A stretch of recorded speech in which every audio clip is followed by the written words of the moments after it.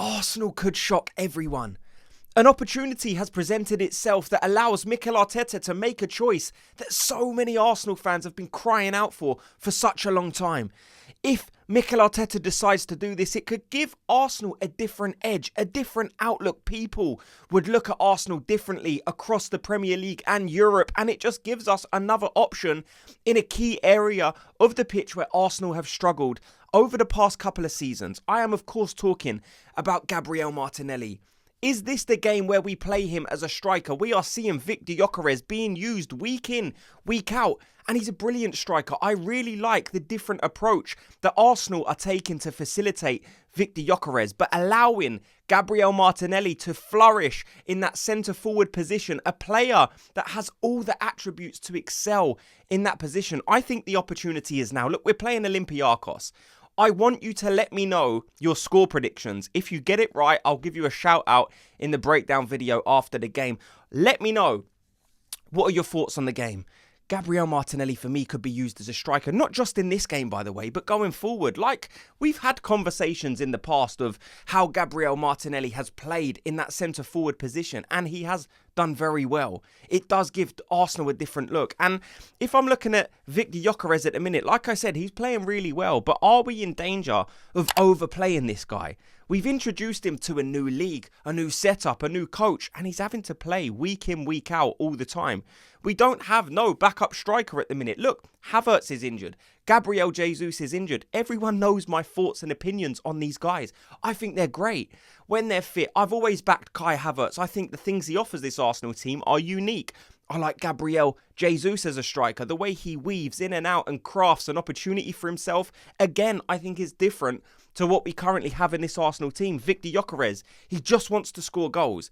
Gabriel Martinelli kind of has a bit of what Viktor Gyökeres has in terms of being able to run in behind. We see the blistering pace Gabriel Martinelli possesses, and I think that can hurt teams. We're seeing in the Premier League, teams are getting more brave. They're wanting to play a higher line. So having them easy balls at times over the top to catch teams on the break is an effective method. Like I said, Viktor Gyökeres can do that. Gabriel Martinelli can do that. We're seeing Mikel Merino being played up front. And although he does very well, he's not a striker. He is a central midfield player. In my opinion, an attacking one. I like what he offers in terms of when he's crashing the box, the aerial threat, the combativeness in midfield that Mikel Merino has. I don't see that as being attributes that I would necessarily identify as being a striker. I think what Martinelli has, we see it on the left with Martinelli. He kind of gets himself confused at times because he always has to take himself on his weaker left foot and he kind of just doesn't have that end product. But we see when he interchanges with Viktor Gyökeres and he finds himself more central, that is where he excels. We saw him in a central position for the goal against Man City, where he scored that huge goal to level the game late on in the game. And that is what Martinelli can do in the middle of the pitch. Let me know your thoughts on if you think Gabriel Martinelli would be a good striker. I want you to let me know. Look, there's a big game. Olympiacos. The team selection on this will be important. I guess the frustration for me is like, we've just got back to the Premier League and then we had an international break. And then you just get back to the Premier League, you have a couple of results, you have a brilliant fixture against Newcastle where there's a massive high, and then you look ahead and you're like, right, we've got Champions League. And then we got one more game in the Premier League and then we're back to international fixtures. So we have to be careful. I hate these international breaks when they come so early because all it resonates with me is, there's a chance for a player to get injured. Odegaard, take him away, injured, back for 4 months. And it's like, no, we can't have this. So we do need to be careful about overplaying these guys. Olympiacos isn't going to be an easy game, though. I guess most people would say they would expect Arsenal to win this. And of course, I'm exactly the same.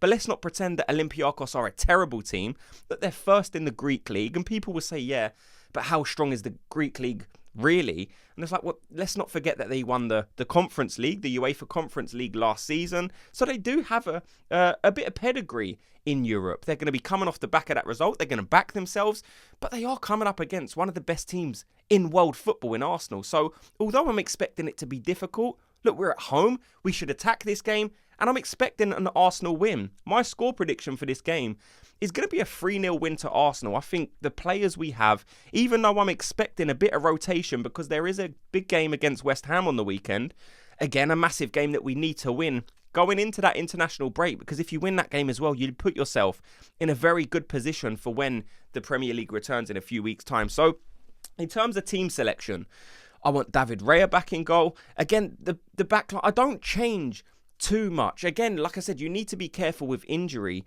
but you need to win this game. We've got Atletico Madrid coming up, and that's a game you look at and you think, right, you need your best team available for that, and then you need your best team available for the weekend.